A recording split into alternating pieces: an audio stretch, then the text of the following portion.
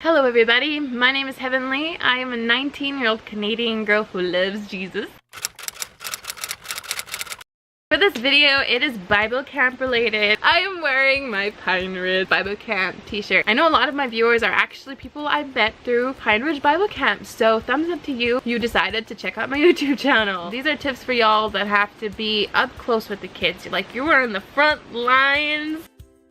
When you get mad, when you get angry and you start to raise your voice, you are showing the kids that they have power to do that. Once they have the power to make you click, some kids, they know how to use it. And if they could get your attention by getting you mad, they're going to keep doing things that get you mad because that's what gives them attention. And some of these kids come from homes that are like that. Step out if the fuse is getting low. Like at the Bible camp I work at, they put either 2 or 3 people in one cabin. And that's a good idea because one can step out while one is there. And we have extra staff who are like, if both of the cabin leaders are running low on fuse, we can bring more. We can bring a 3rd or a 4th person in. So at the Bible camp that I work at is to step out when you're beginning to be really angry and to not allow the kids to see you angry, and most definitely not to raise your voice. Like if they're far away and you're calling them, come to the cabin, that's a different thing. But if they're right in front of you and you decide to raise your voice, you never know how many of these kids have to hear that at home. You can be firm without being angry.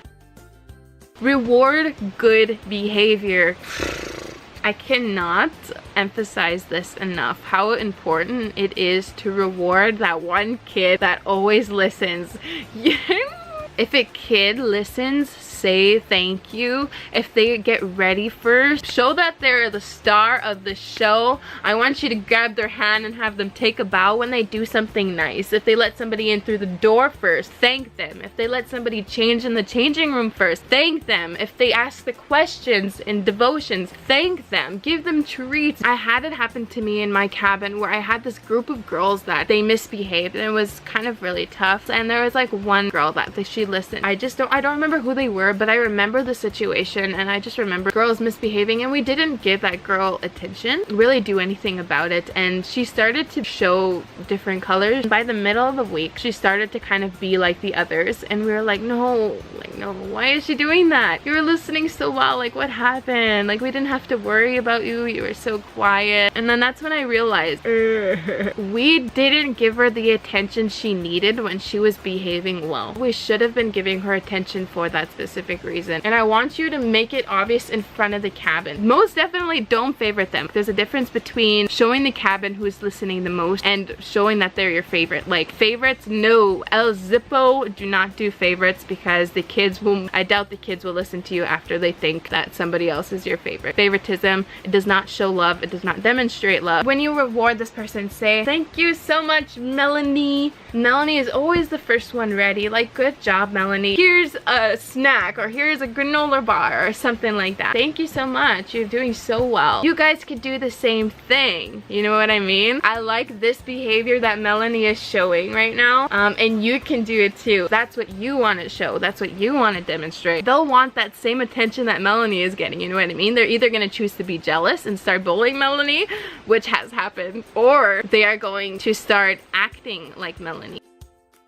If he or she is not listening, do not treat them like they are the problem. Don't define them by those bad things that they're doing. Always emphasize, always say, I don't like your behavior. You are being mean. I do not like the way you are acting. I don't like the way you are treating your other cabin leader. Like emphasizing that it's what they're doing and that they can change. Always emphasize that they can change, because if they start to think that they are the problem, it's downfall from there. Like they'll take that all the way up to their teens and all the way up to being their adults, thinking that they are the problem, and really it's their behavior, and your behavior can change. Always emphasizing that a kid can change and has the freedom to change, and that their brain is able to change that. Like, I know you could be better. Like, I see that you can be a really good kid. You're really smart. Like, really encourage them at the same time, and a person that they could be.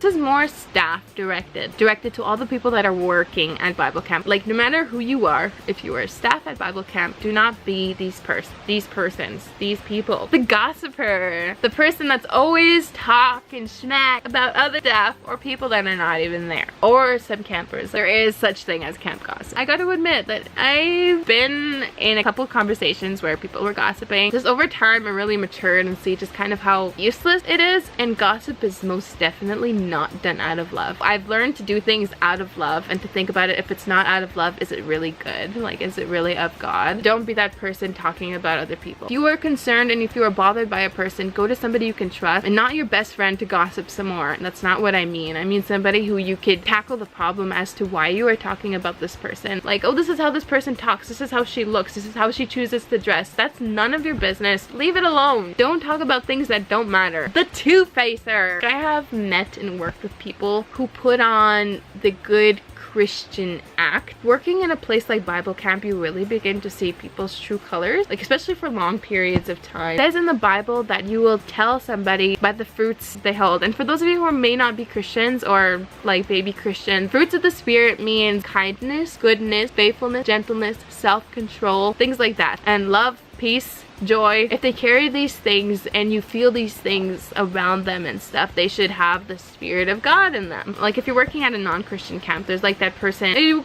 put on an act just because they are at summer camp or just because they're at Bible camp. They're not themselves. Genuine people will see through that, especially genuine followers of Jesus. For me, I kind of see past those things really quickly. Be who you are, or be the person you want to be. Don't be the person that you get tired of being afterwards. You know what I mean? What Bible camp did for me is it gave me the chance to be the better version of myself, the person I always wanted to be, and that's who I became because Bible camp gave me the freedom to do that. Like, if you were having trouble with your co-cabin leader, which happened to me I think at least once or twice, I chose to go to my best friend to talk about it instead of the people. Like, they have people there that you could talk to, at least they should. Go to the manager or the directors of your camp if you're having trouble with another staff member. But sometimes I just need to say something once to my best friend and I'm done. Not to gossip, but to just get it out of my system. There's some things where I'll talk to her about it and she'll be like, you know what, you should take this to higher authority. Make friends with the authority so it doesn't feel so awkward for those of you who don't like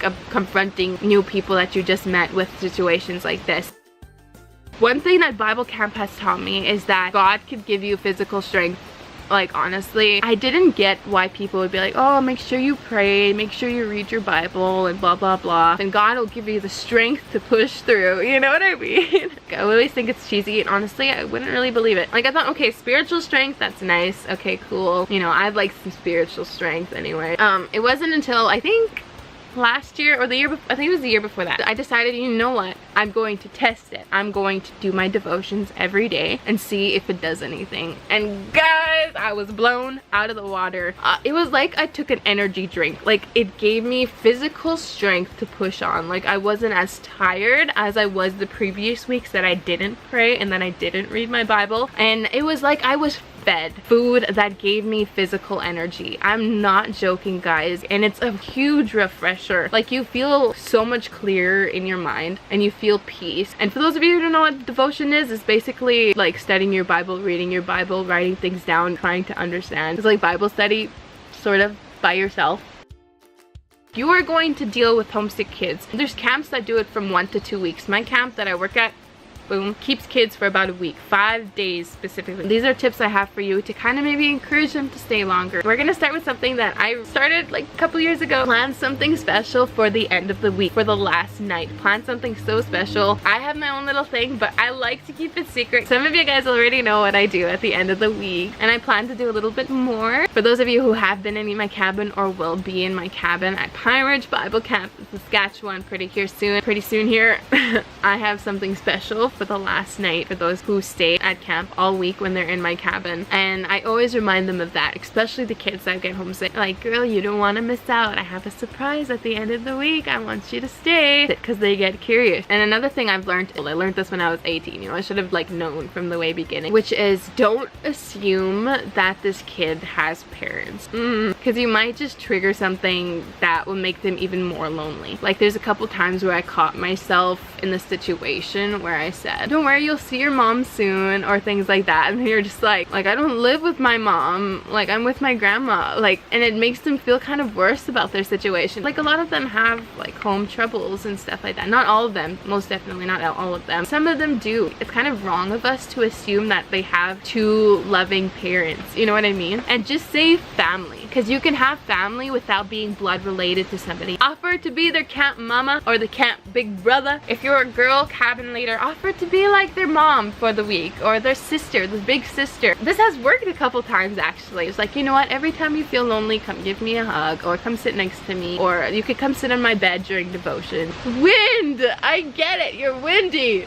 The wind is really picking up, I'm sorry, that's why I'm talking so loud. Acknowledge how brave they are for coming to camp. I would really love for you to stay, you know, you're so brave for coming here. Just acknowledging that, you're so strong, like good job. Like, it is intimidating, especially if they're really shy kids. You're really brave, man. You can make a lot of friends here, like I know you can. Like, you seem like a strong little dude, you could do this. You know what I mean? Like, just really encourage them like that, really acknowledge them for that. And they'll remember that. Take advantage of every moment. Don't save everything to the last day, because you don't know if all the campers are going to stay to the last day. Sometimes you're kind of surprised at how fast they left. Take advantage of every moment you have with every kid. That is a mission field. You are doing missions work at a Bible camp, and it's amazing, and God wants to help you. God wants to love on these kids, and the way he can love on these kids is loving through you. You just got to keep that door open to God by reading his word in prayer to give you the strength to love on these kids.